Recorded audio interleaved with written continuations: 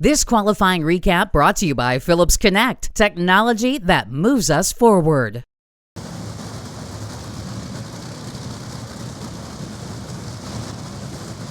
Brian, a few moments ago, you asked where the 360s are. Well, both these cars fully capable of doing that. Max Savage talked to him earlier. We expected those big numbers last night. He told me last night the car just didn't accelerate enough down low for Richard Hogan and Steve Torrance. It was a matter of it was accelerating too quick to smoke the tires essentially from 300 feet to the finish line. If they can get it stuck, it'll go 360.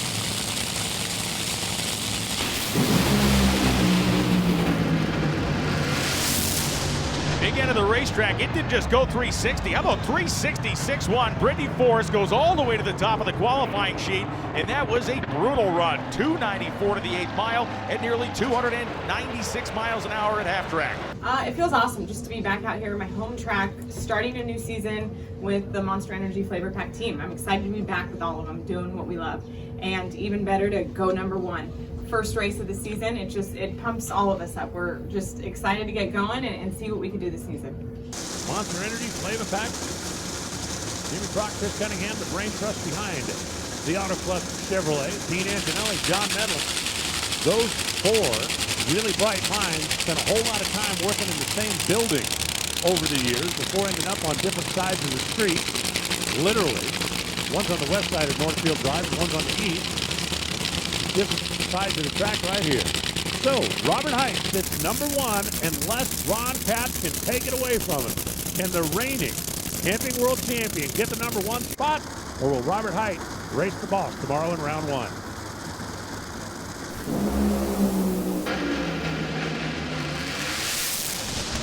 .385, Ron Capps takes the top. Robert Height improves to a 386, and he still gets bumped back. Check it out, side by side, 330 mile an hour funny car runs. You don't see a whole lot of those. Hey, race fans, I know it got chilly. I know it's a little later than it was supposed to be, but that was worth waiting for. Ron Capps goes to the top, takes the number one spot.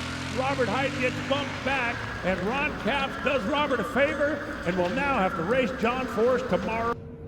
Huge way to start off the first year as a team owner. How big was that run under the lights? Oh my gosh. Well, you know, everybody in the back of their heads knew Force was number 16 after his run. So we went really to run an 83 is what Guido put in the car, and started cooling off actually too much. So he came back, made some changes. He had to slow it down. He gave me some last minute instructions. You know, a lot's changed with these lanes here. You know, you kind of learn the characteristics of this track. You know, they had some little bumps and little things here, and it gave it a lot of character, and you really had to know that and keep on it, and it's a whole new track. So he gave me some last minute instructions about staying over next to the center line early and then driving it back and all this stuff, and I'm like, this is a funny car, man. Like, we're lucky if our eyes are open, to be honest. So you just try to, you know, when a crew chief leans in the last minute to give you that instruction, you just nod like you're Tom Cruise, you know, you're like, I got this. But honestly, I was just hanging on. That thing was a rocket ship. So, and I could hear Hyde over there. And the fact that I didn't see his nose, but I knew he was right there, and that means if you're running with Jimmy Prock, you're running pretty darn good. So, you know, you start to wonder, do you want to go number one, or do you maybe 2 or 3 and stay away from Force? But this hat right here means a lot. And to start off as a team owner and have, not getting emotional about it, just have all the people that's helped throughout this off season, because I feel like this much compared to what's really going on around me and all the help. So it's huge. It's really, Guido's been a big help, even away from being a crew chief. He's helped a lot and really taken on a lot. So him and Medlin, Napa Auto Care's boys, I mean, they just they turned down a lot of money in the off season to stick together like this, and so it's really a tribute to them. But Napa Corporation, pretty much, they're all down there with my teammate Chase Elliott at Daytona, which is cool, and they've been keeping tabs with Paul Mecca and following everything on Fox Sports and Fox Sports 1 and watching what we're doing. So it's fun to be at this half of the country and get a number one. 52 is low. Erica on the left side, Greg on the right side. 2 of the best drivers the last decade or so here in Pro Stock.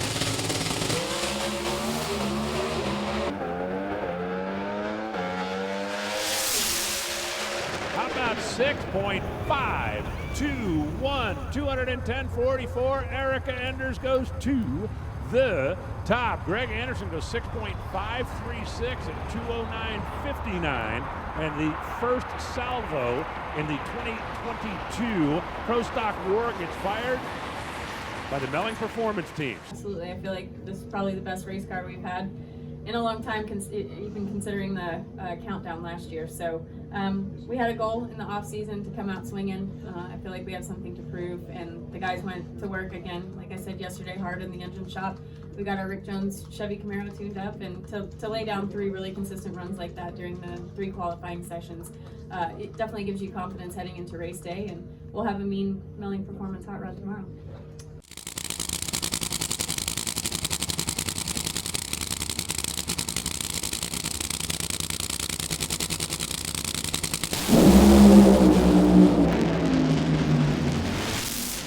All right, here we go. 3.88 to 330 miles an hour. How about that Auto Club Chevrolet? You think they're tiptoeing into the new year? JR goes 3.985 at 324 miles an hour. Excited. We tested well last week, and more than anything, we made a lot of really good runs down the track. Not a lot of smoke in the tires and things like that we had last year. So, I couldn't wait to get here and see if we could do it again at Pomona. NHRA did a really good job with this racetrack. It's a lot flatter than it used to be, and they did a great job. But my team really worked on over the winter, looking at what we did in 21 and how that went so bad. We had no consistency. We could throw down a few times, won a couple races, but just no consistency. And basically we went back to our whole clutch setup like we ran in 19 when we kind of just ran away with the field. And so far so good. It's exciting.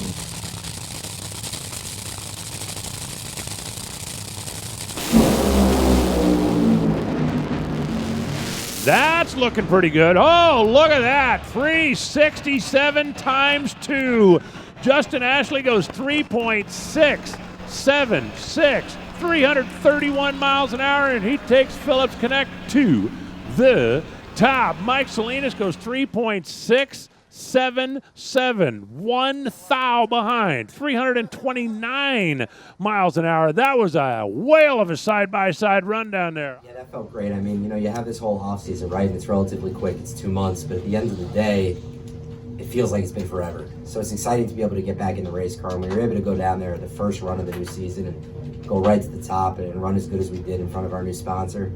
It's exactly what we were looking for, and it's a good way to kick off the weekend.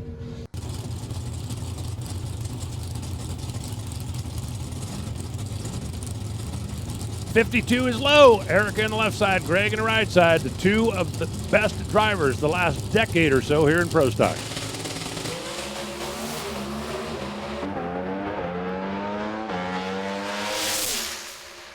How about 6.521, 210.44. Erica Enders goes to the top. Greg Anderson goes 6.536 at 209.59. We have the same crew chiefs, right? Everybody shares data. They all work in the crew chief lounge together. I saw TJ shake immediately, and then I saw Aaron go a 52 with an 8, I believe. So I was hoping we were going to be somewhere in the middle of those two, being able to get down successfully. But when I unclutched it and the way that the car moves through low gear, we were 971 and 60 foot. And as a driver that's been in the car tens of thousands of runs, you kind of know when you're on a hit. And when I unclutched it and we made it through low gear, wheels up, and I pulled second, I thought she might be pretty happy. So rolled through the rest of the gears, and I always check up on my competitor once I put it in high gear. I looked over and I didn't see Greg, so I was really hopeful we were going to blow the scoreboard over, and we were able to do that by a few thousandths of a second. But pretty cool run. Competition Plus is your go-to source for the latest in drag racing news.